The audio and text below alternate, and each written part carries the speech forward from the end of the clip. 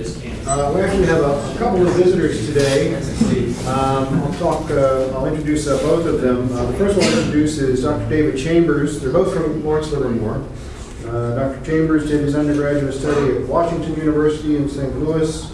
Got a bachelor's degree in both physics and mechanical engineering, and a master's degree in physics. Continued his graduate study at University of Illinois at Urbana-Champaign. Got his PhD in theoretical and applied mechanics. And after that, he took a position as a physicist at Lawrence Livermore, working on propagation of high-energy laser beams through the atmosphere and radar imaging of the ocean surface. We've got people working on that here now. He sort of later evolved into more signal processing and acoustics-related work. That's how I've known him for a while. He's a senior member of IEEE and a fellow of the Acoustical Society of America. Our speaker today is Dr. Stephen Libby. He is the Theory and Modeling Group Leader in Lawrence Livermore's Physics Division. He got his bachelor's from Harvard University and his PhD in physics from Princeton. He did his postdoctoral work at the Yang Institute for Theoretical Physics at Stony Brook, and subsequently was a research assistant professor at Brown University. During that time, he worked on quantum chromodynamics and the theory of the quantum Hall effect, co-discovering the scaling theory.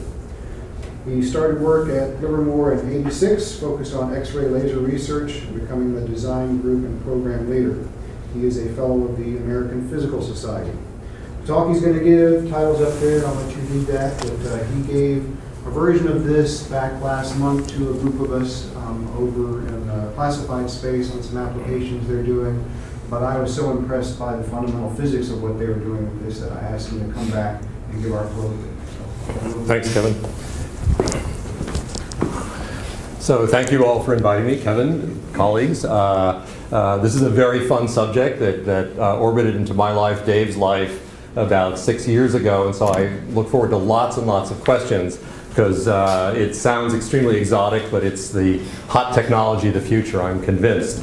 So today I'll be talking to you about cold atom quantum sensor applications. There are a lot of different kinds of quantum sensors that are burgeoning these days. We could talk about them as well, but this is a specific thing.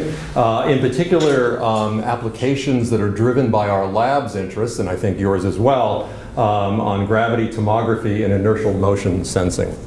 So a little bit of an outline of what we're going to talk about. Just to tell you, many of you know this as well, is that we live in a world now where quantum coherent control is moved out of the basic physics lab into real engineering space.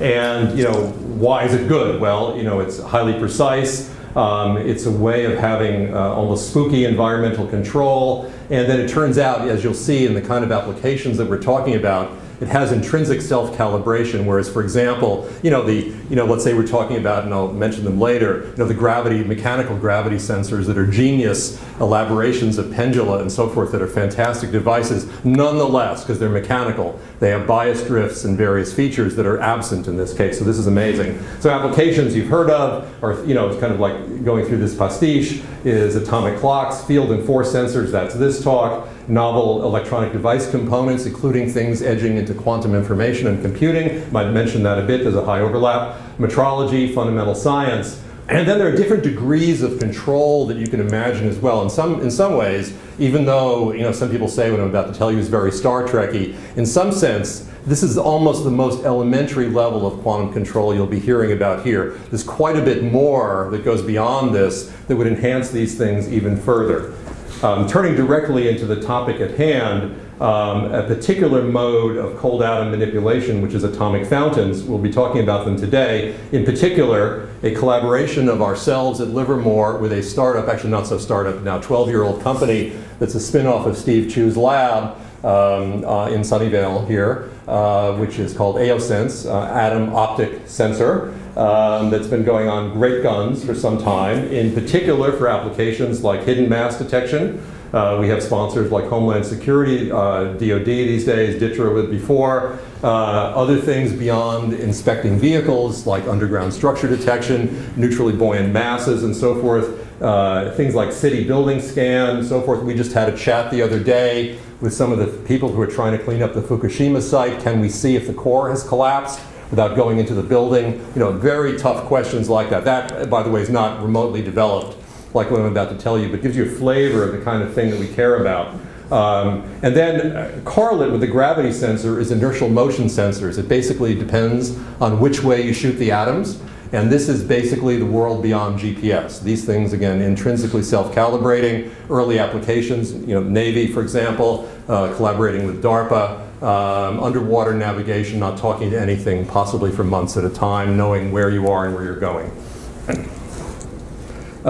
Just the outline of the specifics of the talk. The key technology that gets you into this is laser cooling. I'll describe our immediate nuclear threat detection driver, and then a little bit about the physics, digging in a little bit further than I did the last time I was here, how this actually works, and I hope there'll be lively discussion. And then segueing from that, we'll talk about how we actually set up gravitational tomography with these sensors, the specifics of the signal analysis scheme for portals, and then we can talk a little bit about other applications. I don't think I'll have time, but keep in the back of your minds the fact that there are, behind every single one of these applications, is a fundamental physics capability. They go hand in hand. And so you can read about those applications as well, or again, I probably privately could tell you about them, but in the time I have available, I probably won't get quite that far, but I'm happy to talk about it because it's of great interest, and it does overlap the applications.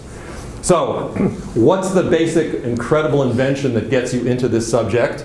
This is something that had been talked about for decades, but was made a reality in the 1980s, honored in a Nobel Prize in 1997 by Steve Chu, Claude Cohen-Tanuji, Bill Phillips, if you know them, which is a demonstration of laser in this initial instantiation of laser optical molasses, using lasers to cool a gas, in this case of neutral atoms, down to incredibly low temperatures, free floating in space. How low? About a microdegree Kelvin.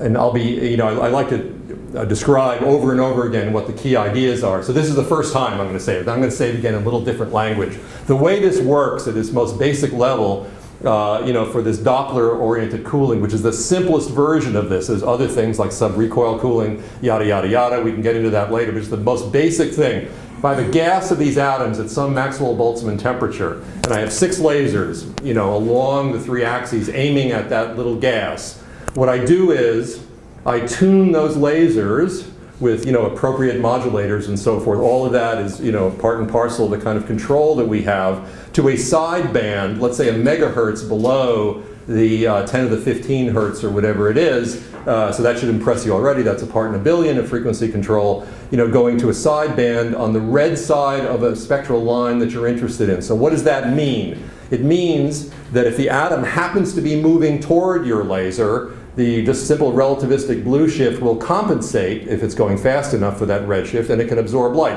They're going in the opposite direction, so it tends to absorb the momentum. If it's running away from the laser, it's even less likely to absorb it because it's even redder.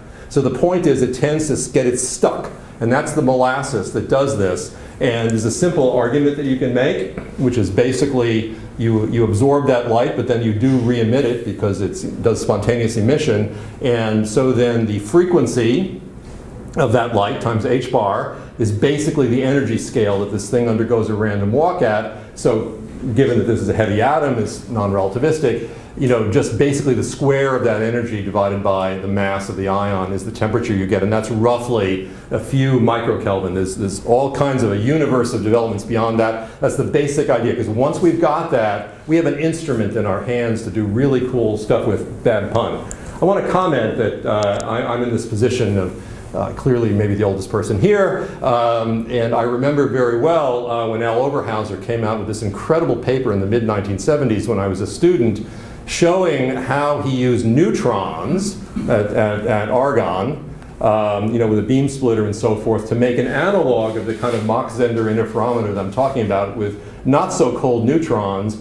And to wow you, he was just exactly convincingly able in an interference experiment with those neutrons to see the gravitational field of the Earth. For the applications that we're going to be doing here, I need to convince you that I'm able to go 9, 10, 11 orders of magnitude beyond that with the cold atoms. Part of the story here is the laser cooling, which I told you about. Part of it is, once I'm at that temperature that says here the Broglie wavelength of, let's say, a cesium atom, one of our favorites, is quite big. It's like a fraction of a micron versus angstroms. So that's the key technology. Now, what's our application driver? Well, the immediate one that got us going, other than a kind of tomography, which is emergency response I'll talk about, is a key question is that, as you may know, lots of portals inside the United States and around and other places in the world and ports of entry have radiation detectors that are looking for various nuclear threats of kinds you could imagine. People trying to do things that are not cool. However, if they shield those threats, or in some cases, as many of you may know, if it's made of uranium, fact is uranium is just not very radioactive. Plutonium is, but uranium isn't. And so the thing is, a lot of these things are basically invisible to the kind of portal detectors that we have. For example, the data we have later with the George Washington Bridge inside of New York City, someplace like that.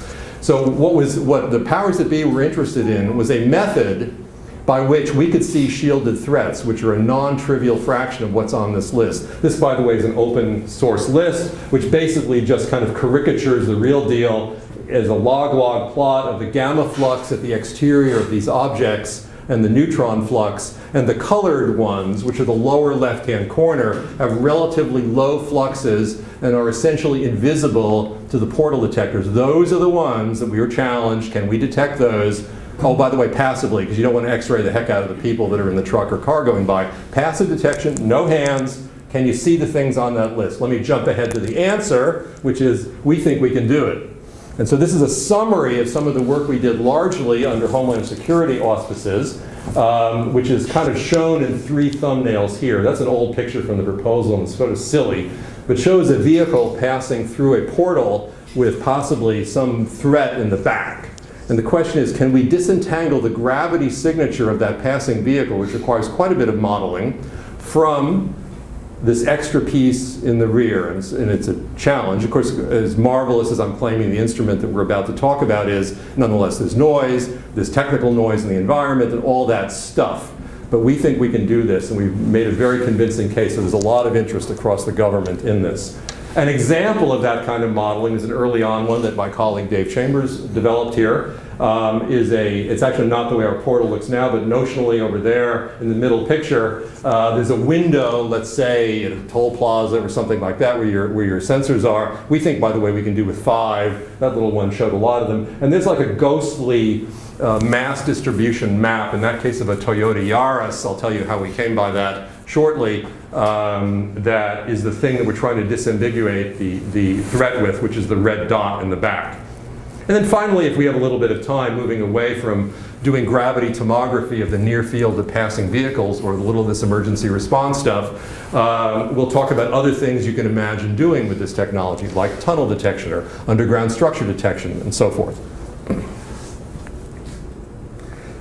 So, as I think I alluded to already, gravity measurements, and very, very sophisticated ones, have been around for a very long time.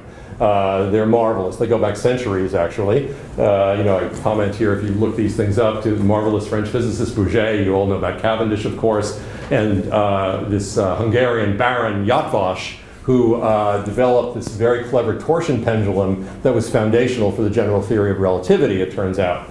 And so a lot of these things are very, very, very sophisticated. I'm not saying they're not. And so people thought 20 years ago there are obvious security applications of these things. For example, to take one of the devices that geologists use and go see if you can see tunnels.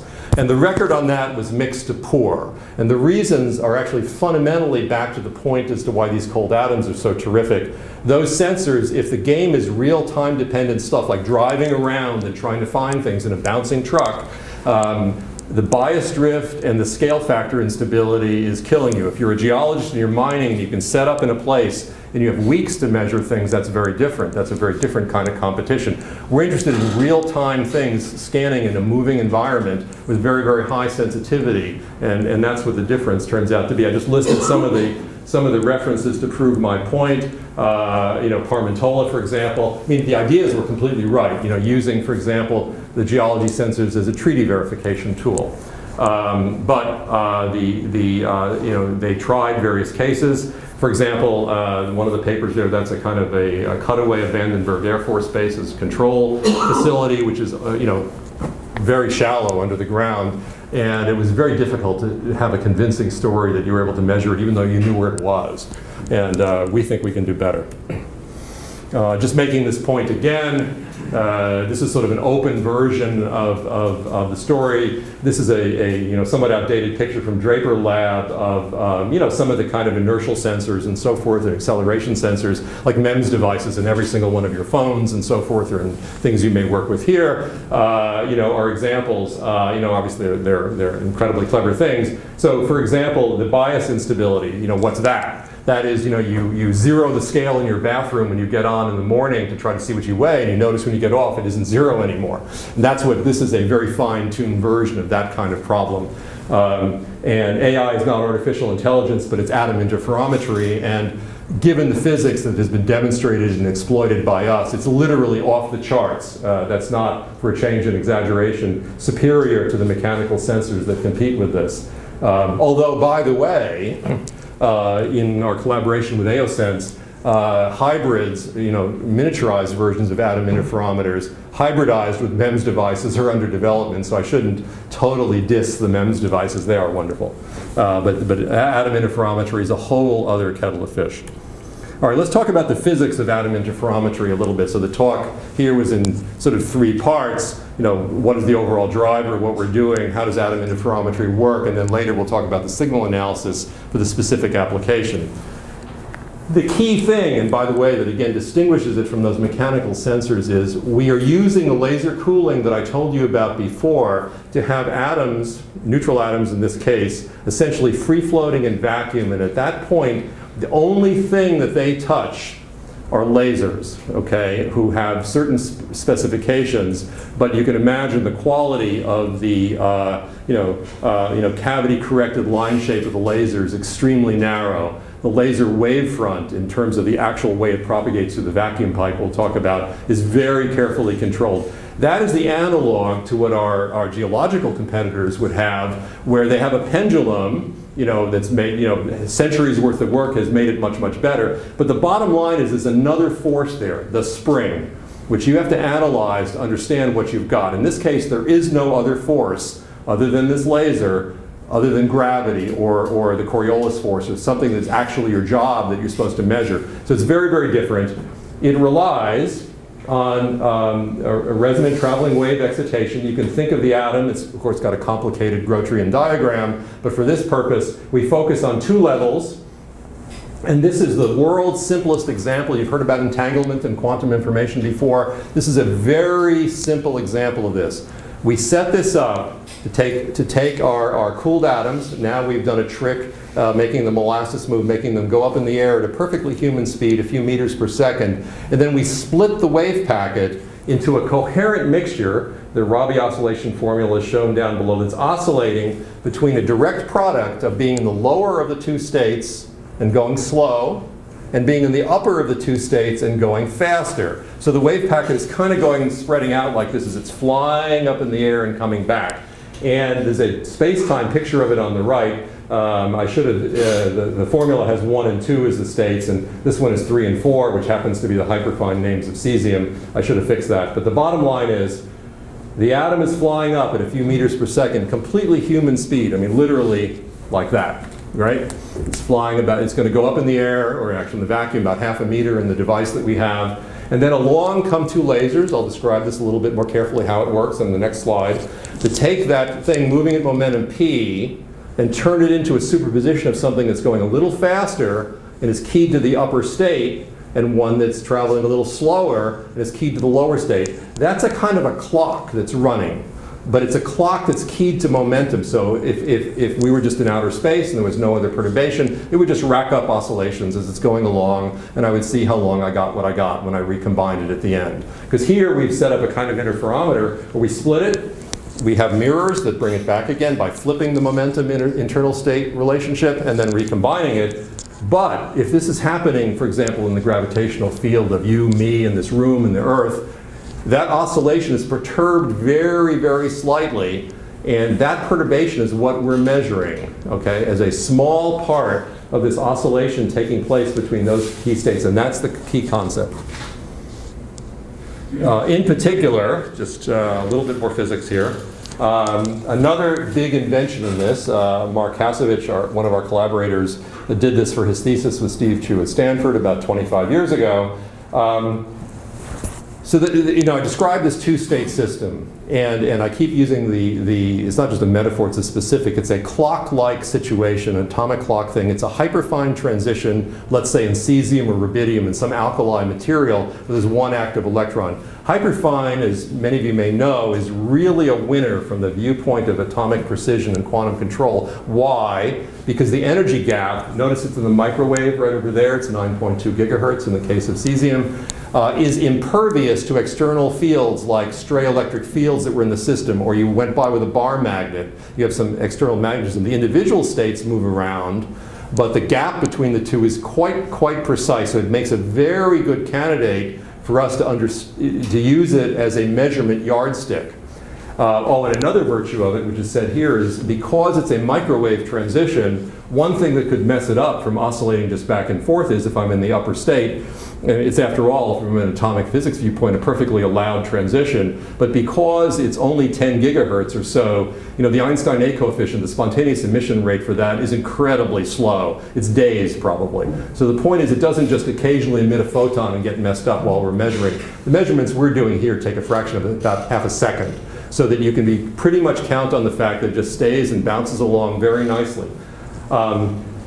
One of the difficulties is even with all of the kind of electronic control that we have, looking at the gravitational perturbation in isolation of something that's oscillating in the gigahertz regime corresponds to line-shape measurements and things on the driving, let's say, microwave device or whatever, that's sub-hertz. Because as I told you, it's pretty much linear in the gravitational field, so it's going to be a part in a billion or part in 10 to the 4. That's not realistic, even in this era.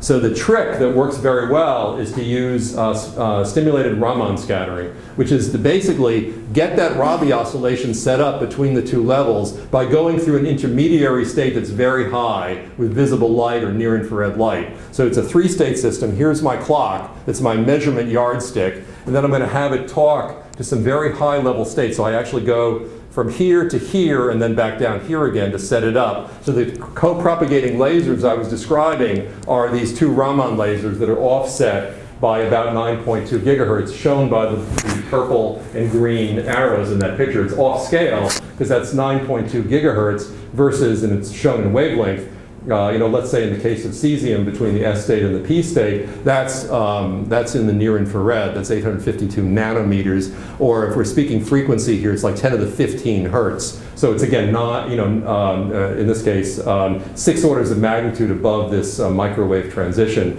And it will turn out that our gravity yardstick is relevant to that high frequency part, the Raman lasers. In particular, what am I doing? It's all sounded pretty fancy, but actually it's really simple. If I told you I want to measure the local gravitational field, how precise? We'll say that I might have, and I don't want to have anything else touch it. I'll drop the rock, and I'll make 3 measurements at equally spaced times, now, now, and now. Picture on the left, and I will simply form the obvious second difference combination and get the acceleration of the rock as it fell. This is exactly the same thing, where I'm looking at atoms falling, and what I'm doing is I'm looking at 3 phases of it falling in those Raman lasers field, and I'm going to form the exact same combination of the phases. Turns out it's linear in the momentum of this laser, so it's exactly like the falling rock. I mean, it's precisely the same thing, other than it's way more precise. And we're able, therefore, to get the local gravitational field. And I restate some of the things that I said here before, which is, it's necessary to be very, very cold to have this kind of control make any sense. We basically made the analog of a Mach-Zehnder interferometer. Many of you may have worked with that with regular optics. This is basically exactly like the Mach-Zehnder interferometer, except it's atoms going around the 2 different sides of the interferometer loop very, very slowly rather than light, which is, let's say you were measuring something with that. And then how good do the lasers have to be to play this game? Let's just say the following thing is, well, I mean, if I had a typical near-infrared or visible laser and I stabilize it to a kilohertz or less, so that's a frequency of 10 to the 3 out of about 10 to the 15, I keep saying, I can do this kind of thought experiment in real life and measure the position of the atom to about a part in a trillion. And oh, by the way, I need to do that because if I say, okay, I have an atom sitting here and I have a bowling ball sized mass, that is after all what I said I was interested in. I have a bowling ball sized mass at an arm's length away and the atom's flying up and down because the laser's moving. How much did it get tugged toward the bowling ball? Well, it's not very much. You can just quickly calculate it for yourself. Let's say I act in a quarter of a second, which is roughly the design of the sensor. It moves slightly toward the bowling ball during that motion sideways by about an angstrom. Very, very little. So I have to be able to see that, and you know, so I can easily see an angstrom is far more than a part in a trillion of the motion of the atom during this period. So I'm in the game, basically, if I can stabilize my lasers to this level, and that's what we're doing. I just want to say I've been very gravity focused here and so forth with the Mach Zehnder interferometer, but you know, your interests actually may turn to something else. Rather than having this beam split thing flying up in the vacuum, split, doing its measurement and then coming back together again and measuring, if I send the laser, the atoms around in opposite directions around a circle, or actually something that looks more like a hairpin in real life, now I've got a gyroscope. And so this is the other mode in which we use these things. It uses the Sagnac effect that you may remember, just from special relativity. If I'm in a rotating coordinate system, and I'm going around this way versus this way, there's an offset that's basically proportional to the edge velocity of rotation. Otherwise, the Coriolis force that this thing is experiencing. And so what do I get for a phase shift for this case? Well, the equation is down below. It's very simple. Incidentally, this is the same formula that you have for visible images for light, such as a laser ring gyro in an airplane would obey this equation, as well as the cold atoms. So what do we have? The phase shift that I have to look at is basically the rotation rate, which is how much this thing is turning around while the atoms are propagating, times the area enclosed. It turns out that's the only thing that makes any difference. Not so surprising, because it has to do with how far away I was from the axis of rotation, divided by the wavelength. If it's cold atoms, it's the de Broglie wavelength, a number sort of the size that I said, micron kind of number. If it's visible light, then it's the wavelength of the light. And then times the velocity. If it's the cold atoms, it's moving real slow. It's moving at meters per second or fractions of a meter per second. If it's light, then V, of course, equals C. The thing that makes this so exciting is that if you simply plug in those numbers, and let's say you had a cesium atom or something, the phase advantage, if the area of the loop was the same, the phase advantage that you get goes like mc squared over h bar omega, the color of the light, which is like almost 10 to the 11. So you'd say this is the incredible winning technology, which it is, but it's not quite so powerful as this yet. The reason is because with the cold atoms, we have difficulty making the loop size, the area A, anywhere close to the area that it is, for example, in a laser ring gyro or a fiber optic gyro that you'd have in, you name the platform. So it turns out when you look at the details of this stuff and so forth, we're getting better at making a larger loop for the gyroscope for the cold atoms. The atoms win, but just by a factor of a few orders of magnitude, not by 11 orders of magnitude. So for instance, though, another one of our colleagues, Todd Gustafson, who's at AOSense also now, when he did his thesis with Mark at Stanford several years ago, I just want to say for comparison, the rotation rate of the Earth, which is going to enter capital omega, it's a day, so it's 7 times 10 to the minus 5 radians per second. At the get-go, for his thesis in the year 2000, with this basic setup, he was able to get the Earth's rotation rate accurate to a part in 100,000. If we fast forward to 2016, Mark Hasovich has a 10-meter drop tower at Stanford, which measures this coupled to a bunch of other stuff, and you can look on the archive at the latest papers out of that. That is seeing the rotation rate of the Earth to another 3 or 4 orders of magnitude more precise at the level of 10 to the minus 13 to 10 to the minus 14 reciprocal seconds. So that's pretty incredible. And of course that brings to mind, turning as I did a little bit to the basic science, could you measure, for example, general relativity effects such as geodetic drift, frame dragging and so on with that? And we think the answer is yes. And of course famously, gravitational radiation has been on the table, and these sensors look like they could contribute in that arena as well. But for right now, just perhaps be impressed with the precision with which this is possible. So this is in gyroscopic land, and of course our collaborators there primarily focus on this because, as I said, this is the world beyond GPS. Let's turn back to the gravity a little bit for the time being and say what it is we did. So I told you that we're doing a nonlinear Raman effect, and I showed you an atomic physics diagram of it. But now please think about, in real space, the atoms are those two sort of little parabolas. You know, one of them is thrown up in the air below in the lower part of the vacuum tube and comes back down again on a length scale, kind of like that. One of them is above and so forth. And the reason we do two sets of them in parallel, two gases of the atoms in parallel, is because we're doing, again, what the geologists knew for a very long time, is we're doing gravity gradiometry, not gravimetry. And the reason is, if I only make a local acceleration measurement, any external vibration contributes because of the principle of equivalence. You know, I can't tell one thing from another unless I have some extra information. On the other hand, and we're looking to measure very precise things. So for gravity gradiometry, which is really the tidal force, is the difference between the two, since they're on a common, the common vacuum device, a good deal of the vibrational noise is subtracted away because the two things move up and down together, and it works quite well. So that's the idea. The gravity gradient, as it just says here, is a component of the overall gravity gradient tensor. So let's say just in the z direction, it's the difference in the local acceleration, little g vector, from this position to this position. Of course, the majority of that difference is just because you're moving further from the center of the Earth. But we're interested in that bowling ball off on the side that I told you about. Okay, so what are some numbers to keep in mind? And I just say some units in honor of Baron Yatvash.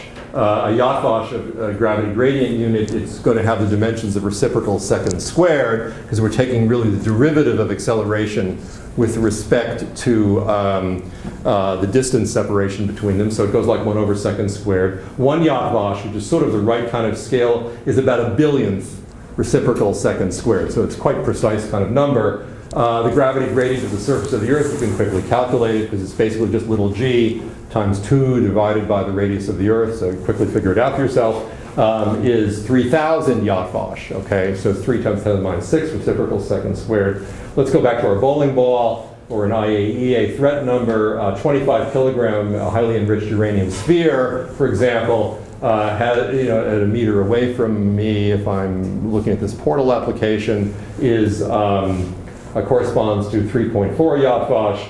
Let's just briefly mention the tunnel. If I had a tunnel with a cross-section like this, buried 100 feet, 30-odd meters, and I was standing directly above it, that has a sizable gravity gradient as well, which is about a Yatvash. So this is relevant. Incidentally, as complicated as all this sounds, the ideal sensitivity of this gravity gradient setup at the most vanilla level is very simple. The equation is shown in the lower left. The wave vector of those Raman vectors, which is basically that 10 to the 15 hertz laser I'm using to create the momentum transfers I'm interested in. K is there. L is the separation between the two different pieces of my gradiometer. I told you that's about ½ a meter in a typical setup. And then T, because we're doing a Mach Zehnder where we're splitting the beam in this entanglement way, we're mirroring it and we're recombining it. Capital T is the time separation between the two steps, just like when I told you measuring the falling rock between equal time intervals. Capital T is the time between the first and the second measurement or something, measuring the falling rock to get its acceleration. And then the square root of the number of atoms, and then a fringe visibility fudge factor, which might be a half or some number like that. A little bit about the square root of the number of atoms. So it may not seem like it, but we're actually now immediately working with a conservative version of this method.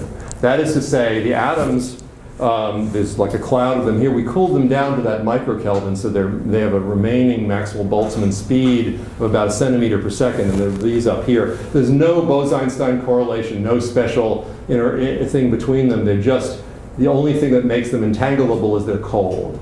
And so we're looking at the difference between this one and what the readout is, let's say, of the upper state of the Rabi oscillation, so that at best, we have other noise too. It's called quantum projection noise, or it's shot noise limited. And that's why the square root of n appears in that equation in terms of the sensitivity. The academic world has already moved beyond this recently. So for example, the whole theme of the talk was quantum control. The next step after this shot noise limited detection is a whole set of variants of squeeze state evident detection. So Mark's lab has already demonstrated that, and there's a typical reference from some years ago, and we want to exploit that very soon. So that doesn't scale like 1 over the square root of n. That scales like 1 over, I think it's about to the 0.8 power. So it's much more advantageous. Yes? What's the typical number of atoms? Yes, right. So for example, this is a nice advertisement for Mark. So in our case, the typical number of atoms is between 100 per pulse, is between 100 million and a billion.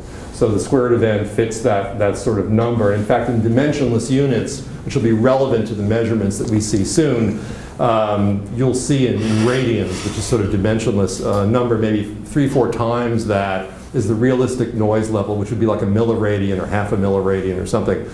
Kasevich has already demonstrated with thousands of atoms a detection noise envelope that is not so different than what we're doing.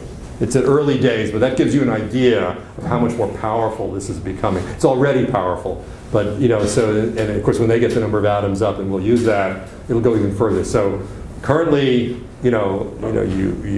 hundreds of millions of atoms between, I think Todd's thesis I showed before might have had a million, between a million and a billion, but it's already going to a very, very different state. And then finally, the uncertainty principle, which allows what are called quantum non-demolition measurements. In principle, it could scale like 1 over n, even more powerful, and that's not that far away either. So these sensors are going to become even more remarkable.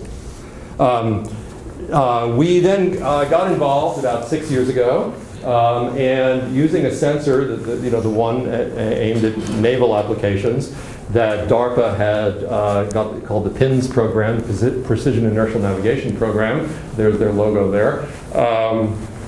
And so we borrowed this instrument to do our near-field tomography to convince people that we had something going. But before that, I just want to show you, I've been busy telling you about gravity gradiometry, the difference between the two. But suppose I put that aside for the time being, and I just measured the sum of the two gravity sensor readings. This is over a 2-week period in the lab in Sunnyvale. And you see, what do you see here right away? And I do apologize because I lifted it off of one of our reports. It's in CGS units, so the gravity is in microgal, which is the acceleration units, centimeters per second squared rather than meters per second squared times 10 to the minus 6. So this is a 2-week period in the lab there, and you see right away a piece of physics you probably know, which is you're seeing the earth tides over a 2-week period. So what's going on? Every 6 hours, there is this double oscillation. What's happening is that the Earth is flexing due to the presence of the sun and the moon, causing your feet to move closer or away from, just like the ocean, closer or away from the center of the Earth by a foot or two or whatever it is. And that difference corresponds in acceleration units to about 10 to the minus 7 or 10 to the minus 8 little g, which is what you're seeing this oscillation like here. And you can also see as the sun and the moon move, the amplitude changes because they're moving to a different position. And then because of the feed through, there was this earthquake in Honduras that was visible. So that's kind of cool. But an important lesson for this is, because we're in the business of measuring things 2 or 3 orders of magnitude more precise than 10 to the minus 7 little g or 10 to the minus 8 little g. You notice all that noise? Well, that noise is because there's trucks driving by outside. There's a bunch of stuff going on. That's bad from our viewpoint. And the thing I'm telling you is if you don't look at this gravimetry measurement, but look at gradiometry, take the difference between the two, that noise is substantially eliminated. And then you can see what's going on. But it's fun to show the geology. And by the way, the color didn't come through too well. There's a fit with only one parameter to a fancy tidal model that the geologists have. So it works rather decently. Okay, so a little bit more into what we did. So we took that instrument, and you can see it in this little bit dark there on the left in its magnetic shield, and did a quick and dirty but very exciting test of could we do a kind of gravity tomography. So we built a double-blind box, that's the white box you see over there, because the sensor wasn't mobile. We put it on this actuator to move it up and down next to the sensor. And the question was, I used roofing foam, which is real strong stuff. So you could put, 10 kilogram masses free floating inside the space. I'll show you in just a second. And, could I tell one mass distribution from another? No hands, not looking inside. In fact, like a game show, your Confederate closes the box. I wasn't even there when we took most of the data. We just got a text file with a bunch of phase numbers. Then it worked. Otherwise, I wouldn't be standing here. So it looks really good, and it began to get people interested in us after fussing around for about a year. And so we've gone great guns, again, as I said, largely under DHS auspices, a little bit of DoD, and we're now in a position, because we designed a wholly new sensor, to really move forward on this. And so this is a quick run-through of the feasibility study experiment we did. Again, you see the sensor, its magnetic shield on the left, with this characteristic length scale like this between the two atom launch points, and our sort of forklift, you might say, with a half-meter double-blind box on the side. So for example, two mass distributions like that, with these 12 kilogram tungsten cylinders that we were using, we could tell them apart. And this is even with the total mass was the same. And we could tell them apart just because the mass difference, the mass distribution was different. Largely in this case, because if you put the cylinders kind of going this way, their center of mass is further away from the sensor than it was sideways. That's the main thing that we were seeing. We did a lot of modeling. We learned how to model this. I haven't spent a lot of time on that. I indicated that the rough order of magnitude of the signal, which is, like this falling rock, comes from the Raman wave vector times basically GT squared at the 3 different measurement points. It's somewhat more detailed than that. We learned how to kind of do that right with a little tutelage from AOSense. And so we're fitting these different configurations to different possible sources. This is another example of the same work where we have the 2 cylinders now side to side, just separated by a bit and brought together. We had a menu of about 20 of these different mass distributions, and we were able to, even with a one-sided measurement, we're able to largely tell them apart from a distance, in this case, of about half a meter. So by the way, this speaks to one of the other applications, near-field gravity tomography for emergency response. So we're talking to other people in the government now about that. You have a box in the middle of the table, you don't dare x-ray it, you really want to understand what's inside of it, and this sensor is a passive detection sensor that can do that at short range. And again, mobile is perfectly possible because, again, of the lack of bias drift. So this looks very promising. With the sensor that was for the DARPA PINS program, it wasn't as high sensitivity as what we're now developing. So truth in advertising, these measurements with those error bars probably took a half an hour. Obviously, we need to do those things within seconds, and we now have a new design to do that. Are the curves a parametric fit and the points the data? Yeah, right. No, the curves are the model, basically, and the points are a subset of the data. That's right. And the model, has some just basic. We could talk it through very quickly. You have a thing here, basically measuring the projection of the local acceleration onto this laser axis. So if the atoms are tilted sideways, you pick up a little extra phase. It depends on the angle, and there are 2 of them. And we're subtracting the 2, and that curve is, up to some fancy details, basically is that fact. So it's really just the projection of the extra tug along the z-axis that's in the instrument, subtracted between the 2. Okay, so we convinced people to be interested in us.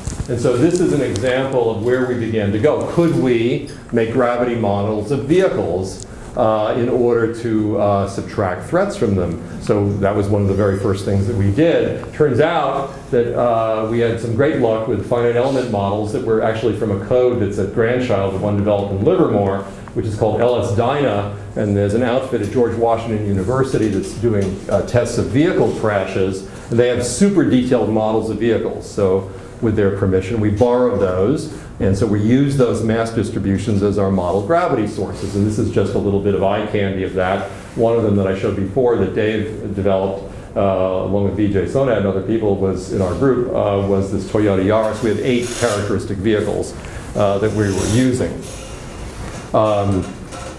Now we sort of dig into calculations that Dave and his colleagues did. I just want to say a couple of things at the outset. And some of you may be even wondering in this regard. Gravity, sort of going back to this basic Newtonian point, has an intrinsic, gigantic ambiguity about it. It doesn't matter what the sensor is.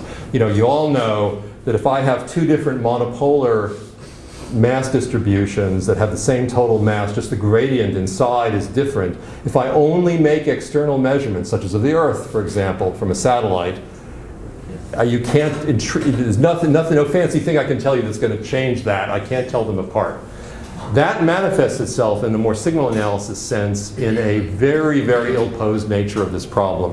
We're interested in near-field imaging, of course, and we are looking at other constraints. So everything that we do is basically forward propagation hypothesis testing. We're regularizing that. If you look at the singular value decomposition for this, it's horrible. You'd say, oh, come on, why are you doing this? It's like 10 to the 8, even in the near field. That's because of this basic Newtonian fact. However, we have more information, which is we are vehicles of a certain kind, we have non-trivial multipoles and so forth. So we're doing forward propagation and we're using template matching against hypothesis testing. So for instance, an early on thing, remember Mark said when Dave showed this in Washington just before Christmas in 2012, it's the money slide, because it's convincing that you can do something with this. This shows the realistic model of the Toyota Yaris passing through the portal with a series, there are lots of little measurement points here, with a series of measurements. And oh, by the way, your question here before, notice some of them are positive and some of them are negative. That's because you're getting the piece from the bit below, from the sheet metal maybe of the car, you're getting the piece above. But the main thing you see is the engine block, not surprisingly, makes a gigantic signal and so forth, as it time-dependent, hard to read, seconds passes by, and the test mass in the back, the threat mass, shows up as another blip. So that if you look at a likelihood analysis, what is the probability given just the shot noise that might be in the system that you might have gotten spoofed by the fact that the atoms radiated a little extra or something like that? The presence of the test mass and corresponds to an extremely low probability that could be a fluke and so forth. So it's in that context you develop a PDF, probability density functional, for the hypothesis in question that the given template matching was correct. So these are probabilistic measurements. And so, here's an example. It's kind of fun, showing this, in this case, Windows analysis of variance of the probability as the car passes through. Actually, this is, I guess, a point mass alone passing through the system, and suddenly there's I guess did we pass it already? Yes, the probability that point mass corresponding to the thing at the very top, it had almost no chance that such a thing was a noisy business. Okay, so this is just emphasizing the point that I said, is that we have a very elaborate signal analysis model where you're really comparing, let's say, two hypotheses, H0 and H1. One hypothesis is I have the vanilla vehicle right out of the showroom or whatever, it might have some clutter. For example, I might be taking you for a ride, in which case, but I didn't know in advance there was a passenger in the car. That counts as clutter. We have mass models of people as well, versus the threat that's placed inside that comes from our threat list, which is hypothesis number 2. And again, you're comparing, by the way, the car wasn't driving straight, so it could have been in an angle. And there's other sensitivities here, which again, in a short talk, and the subject is vast, I won't go into, but the time of entry into the portal relative to the sensor duty cycle and granularity is relevant, and all that stuff that we have to deal with. But the bottom line is, can you tell the two different probability distributions apart of car maybe not driving straight, maybe not driving at a uniform speed, with the fact that there's an additional threat that came off our list that's on there. And we showed, to jump again to the answer, that we're able to tell the two apart basically all the time. So a typical example of this, before we even bring the radiation sensing on to the game, this is just the mass detection. And again, I do apologize for this, it's a log plot. The Homeland Security people have these are ROC curves, receiver operating characteristic curves for the system. They're pretty tough. They want this, we discussed false alarm here a second ago. They want that probability of false alarm to be less than fractions of a part in 100 or 1,000. Why? Because they don't want to send the cops after the wrong car more than once out of 1,000 passages through the portal, because that would obviously mess up the flow of commerce, you might say. So that turns out to be a very tough constraint, but I think we met it. And that's a convincing story to build and test the real-life sensor. In this case, it's an F-250 pickup truck with a threat in the back. And those different curves correspond to different trajectories, for example, for the vehicle. But the point is, what the Homeland people care about was over here. And there's nearly perfect probability of detection under those circumstances. Now, we're interested in combining this with the radiation sensors, which is why we were asked this question in the first place. And of course, the mass detection is supposed to be, you can see from the picture, complementary to the radiation sensor. So for example, if something isn't very heavy, but it's very hot, presumably the radiation sensor would see it. If, on the other hand, it's shielded, to shield, generic source of this kind, you might need 10, 20 kilograms of lead.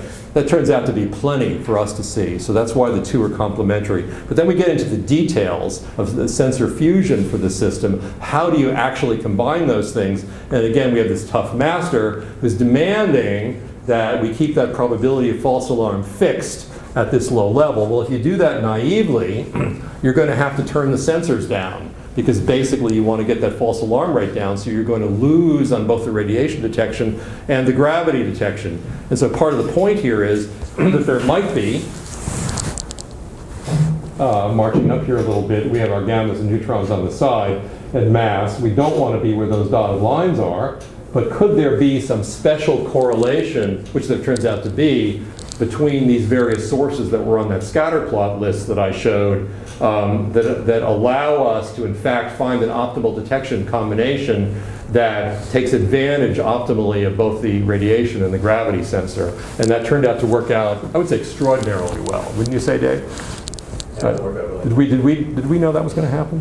And so there's some special point in mass versus gammas and neutrons that's distinct from just simply I'm hot or I'm heavy, that actually does a fantastic job. The way you actually set this up, and we used background radiation data taken from New York, from the George Washington Bridge, and I guess the Lincoln Tunnel, I think, because what you want to do, again, we're looking at very low radiation situations. So there's background that's present from people with medical isotopes and so forth, or industrial sources or medical sources of other kinds, passing through a portal that could masquerade as the shielded radiation background of a real threat. So if you look at these detection curves, the probability of false alarm, for example, corresponds to the ambiguousness of the difference between a hot side of background and a not so hot side of the actual danger. So you want to understand that stuff rather well in combining the signals. Turns out we have a big operation at Livermore, people looking at radiation detection, city scenes, and all kinds of stuff, and they have the data for us here, so we were able to get this stuff. I mean, again, this kind of injection study where you put the threat into the background radiation noise model is the way you have to go, because you're never,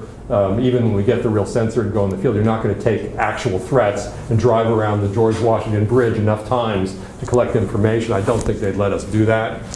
So it has to be by calculation, and you assume that we're doing the right thing. So anyway, and this is an example of some of their results that are really good. This is the optimization turns to be classic Neiman-Pearson, and what you sort of see in this picture, it's in a log plot, kind of excuse that. But basically the left hand, the axis over here is the effective log of the source strength, either gammas and neutrons. So hot is toward the interior, not hot is over this way, and then mass is along this axis. And I don't know if you recall from the picture I showed, but most of the things on that list, virtually all the things on that list, correspond to things that might, for example, be over 50 kilograms. And so that's the figure of merit over here. And again, we've taken a very tough probability of false alarm with statistics at a part in 1,000, and it works quite well. Just a little bit, as I kind of wrap up and leave time for questions, of some of the other applications that are developing. Everyone's asking us questions about all kinds of other things that we could do. We'll talk to you folks about collaborating, on obvious things. This is just a little bit about tunnel discovery. So for example, and again, the kind of sensor fusion you would want to do here, I alluded to it already. If I have a flat Earth, and underneath my feet I have 2.5 grams per cc stuff, not real geology, completely uniform, and I drill a tunnel through it with a cross-section like this at a characteristic drug tunnel depth, okay, sort of 100 feet, 30 meters. and I'm standing right above it. I mean, it's sort of a, kind of like a basic physics question. How big is the gravity gradient or the local acceleration anomaly that's there? It's huge by the standards of what we're measuring.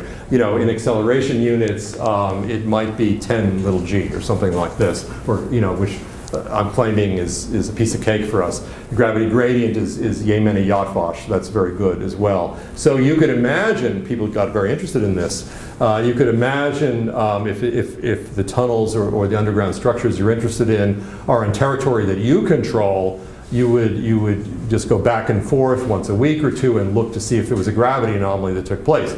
Because of course, this sounds very optimistic, but then we add a bunch of real world stuff. So for instance, if you stand on a chair, it just sort of models a hilly background a little bit, your variation due to the Earth's gravitational acceleration is bigger than this signal. So you clearly have to somehow remove that ambiguity. The good news is those kind of variations are presumably static over at least short periods of time. Maybe the water table's changing or things like that. So there's hope for being able to use this for tunnel or other underground structure detection. And so we're discussing this with people as to see where we can go with this. And again, we think we know what to do. We have a proposal out to go beyond this sort of, we weren't paid to work on this, so we didn't do much here, to go beyond this back of the envelope kind of thing to having real geology. And since we have a sensor model that already is complete with all the correct atom response and so forth, we simply plug in the real geology and see if we can make a persuasive case. It looks like it should be doable, but haven't done that yet. This is a little bit of the kind of matched filter calculations, again, Dave did, showing that you can actually do even more. You can get a probability distribution with the tunnels at a certain depth, even its shape, it's snaking through the ground, and you would actually catch that, which is kind of interesting. This is just rock curves. We do lots of rock curves, again, from the probability distributions with the noise for different tunnel configurations, different depths, different cross sections, and so forth. And again, this was just a kind of whet your appetite entry into the subject. Another subject, for example, there are many more and so forth, is treaty verification. So for example, let's say the Russians or somebody like that, you want to verify that warheads are present inside of various containers. And this, without looking inside, this is a very natural instrument to do this. In fact, actually, the orders of magnitude, because the time scale here is very generous, it's in a relatively open environment, so the background and clutter is not as complex as it would be, for example, for emergency response, which we're wrestling with. So this is, again, one that looks interesting and promising that we hope to work on in the future. A little bit about, this has been a fantastic, group to work with, Dave has been key, obviously, but we have a wonderful team at Livermore, who are incredible, and you may have met some of them to work with in the past, and to get to know in the future. By the way, we have had, and hopefully more, we have had 3 marvelous summer students, undergraduate summer students. I typically grab hold of them, between junior and senior year. And they've contributed to this project right from the get-go. For example, just as a point example, even before we were really properly funded, Kyle Brady came to us from Berkeley, and he played a real role in the analysis of that feasibility study experiment that I described. Looking forward, Ming-Yi worked on the more quantum mechanics models and so forth. So one of the things I was telling Kevin that I really want to make sure I say, we're interested in collaboration at all levels, including with students on things of mutual interest. Hopefully that'll happen. And I know for sure, I can speak for our AOSense colleagues, they're interested in internships and possible collaborators. They have them. They typically work with people from, this counts, the Bay Area, so that people are fairly nearby.